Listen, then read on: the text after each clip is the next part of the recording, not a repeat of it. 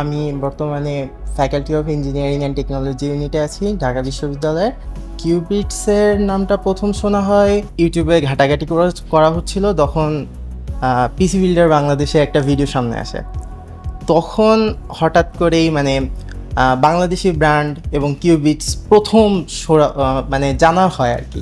একটা কথা বলতে কি, আপনার রোভার X2-তে বাজেট ফ্রেন্ডলি একটা ল্যাপটপ, এবং এর যে এক্সপেক্টগুলো দেওয়া হয়েছে, যেমন 1245 এইচ সিরিজের যে প্রসেসরটা দেওয়া হয়েছে, এইটা হচ্ছে মেইন আকর্ষণ রাখার মতো একটা জিনিস। কারণ এই ধরনের বাজেট রেঞ্জের ভিতরে মার্কেট অ্যানালাইসিস তো প্রথমে করতে হয়েছে যে 30 টু 40, 40 টু 50, 50 টু 60 এর ভিতরে দেখা লাগছে। তখন দেখছি যে আসলে এর ভিতরে কোরাই 3 13 জেনারেশনের ইউ সিরিজের প্রসেসর বেশি থাকছে, বেশি। এই সিরিজের বা পি সিরিজের প্রসেসর নাই। হ্যাঁ, পি সিরিজের প্রসেসর তো নাই একদম।